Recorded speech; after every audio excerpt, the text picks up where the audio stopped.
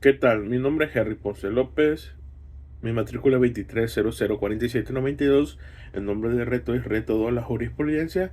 El nombre del módulo es la jurisprudencia, los sistemas de control constitucional y la competencia para conocer del juicio de amparo.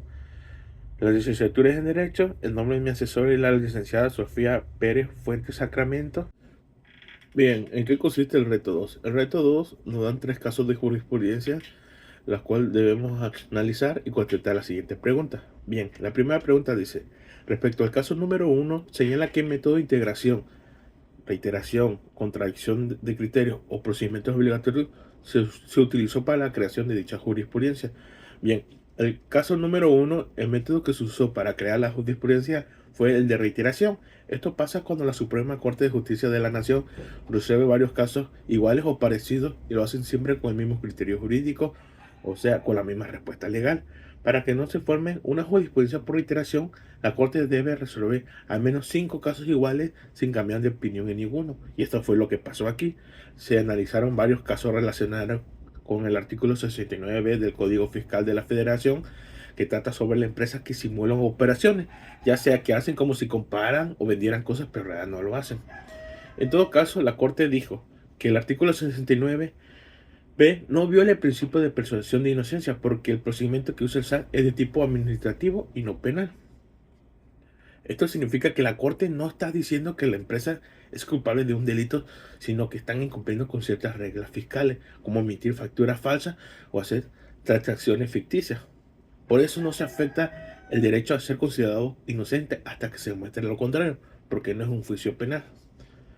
Entonces, como los ministros votaron igual en 5 casos diferentes sin cambiar de criterio, se formó la jurisprudencia por reiteración y ahora es obligatorio para otros jueces en casos parecidos. Este tipo de jurisprudencia es muy importante porque ya se vuelve como una guía para los demás jueces. La siguiente pregunta dice, respecto al caso número 2, identifica cuáles son los razonamientos para que la jurisprudencia primera, jurisprudencia del 93 de 2013, décima, fuera sustituida por la jurisprudencia primera, jurisprudencia del 78 de 2018, décima, emitida por la primera sala de la Suprema Corte de la Justicia de la Nación. Bien, primero, en el año 2013 existió una jurisprudencia, 93-2013, donde la primera sala de la Suprema Corte de Justicia de la Nación decía que si procedía el amparo indirecto cuando una persona era citada a una audiencia inicial en un proceso penal.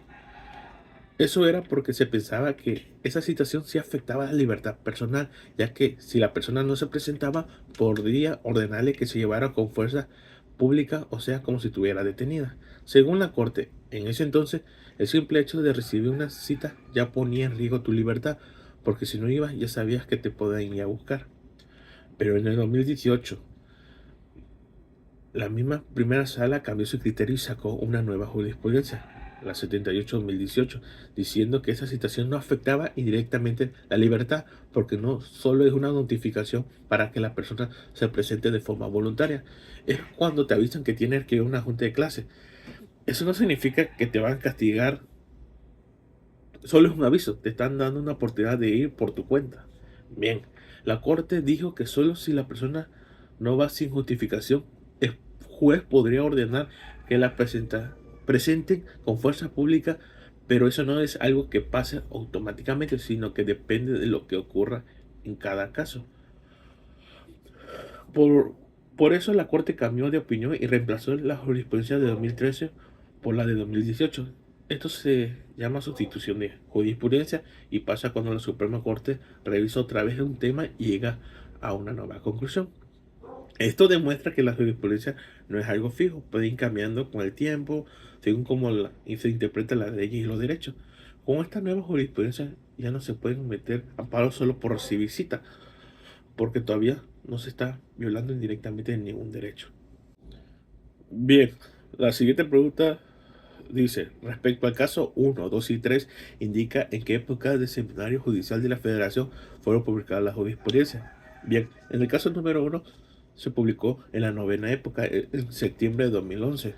En el caso número 2 fue publicada en la décima época, en diciembre de 2018.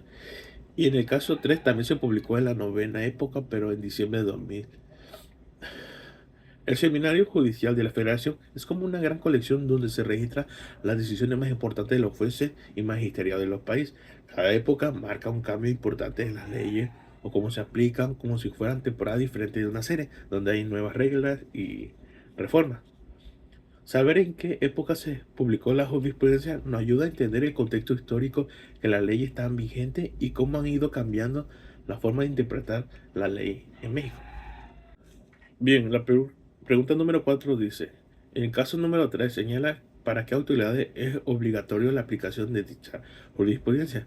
Bien, en el caso número 3 la jurisprudencia fue emitida por el Pleno de la Suprema Corte de Justicia de la Nación, que es el máximo tribunal del país. Por eso esta jurisprudencia tiene mucha fuerza más alta y es obligatorio para todas las autoridades judiciales de México. ¿Quiénes deben aplicarla sí o sí? Bien, todos los jueces federales y locales, los tribunales colegiados del circuito, la sala de Suprema Corte, e incluso la Suprema Corte si se trata de un caso parecido en el futuro. Esto está establecido en el artículo 94 de la Constitución y también en la Ley de Amparo. La idea es que todos los jueces del país resuelvan igual casos parecidos para que haya justicia pareja.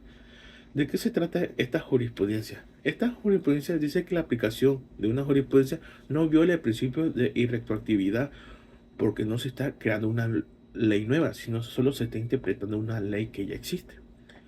La irretroactividad significa que no te puede aplicar una ley nueva a cosas que hiciste antes, pero como la jurisprudencia no es una nueva ley, sino una forma de entenderla, sí se puede aplicar en casos anteriores sin problema. Esto es importante porque asegura que los jueces no se inventen reglas nuevas de la nada, solo interpretan lo que ya está escrito en la ley y lo que hacen basado en principios como la justicia y la legalidad. Bien, la quinta pregunta dice, en el caso número 1, identifica si se cumple con el requisito establecido en el artículo 223 de la Ley de Amparo respecto a los votos que se deben emitirse para su aprobación.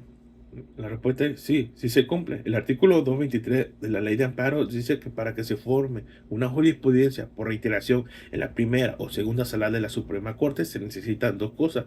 Bien, que se resuelvan 5 casos con el mismo criterio jurídico, que en cada uno de esos casos haya al menos 4 votos, o sea, que la mayoría de los ministros estén de acuerdo. Y en el caso número 1, todos los ministros votaron igual sin nadie en contra. Eso se llama unanimidad, o sea que no hubo votos en contra. ¿Qué significa en sí esto? Como se cumplieron las condiciones del artículo 223, la jurisprudencia que se formó es válida y legal y obligatoria para otros jueces en casos similares. Si no se hubiera cumplido este requisito, la jurisprudencia no tendría la fuerza legal, o sea, no se podría aplicar como regla general. Este tipo de regla existe para que la jurisprudencia sea seria, que no se salga solo porque un juez lo quiso, sino porque varios lo analizaron bien y tuvieron un acuerdo. Bien, el último es una conclusión, presentar un cierre congruente de acuerdo con lo que considere la importancia y la utilidad de la jurisprudencia. Las jurisprudencias, para mí, en mi conclusión, sirven mucho porque nos ayuda a que los jueces resuelvan los casos de forma justa o parecida. O sea que si dos personas tienen el mismo problema, los dos deberían recibir la misma respuesta del juez. Así evita que uno no se salga beneficiado y otros no, solo porque le tocó un juez diferente. También me di cuenta que la jurisprudencia no es algo que se quede igual para siempre. Puede cambiar si los mismos ministros de la Corte analizan un mejor tema o si la ley cambia. Eso está bien, porque demuestra que el derecho se puede ir mejorando. Yo pienso que es importante conocer esto, aunque no todos seamos abogados aún, porque así sabemos cómo se aplican las leyes y qué derecho tenemos. Y también para que sepamos que la ley no se aplica de forma loca, sino con reglas claras. Lo más importante que aprendí es que la jurisprudencia hace que la justicia sea más pareja y que todos los ciudadanos tengamos más confianza en los jueces. Bien, eso sería todo. Muchas gracias.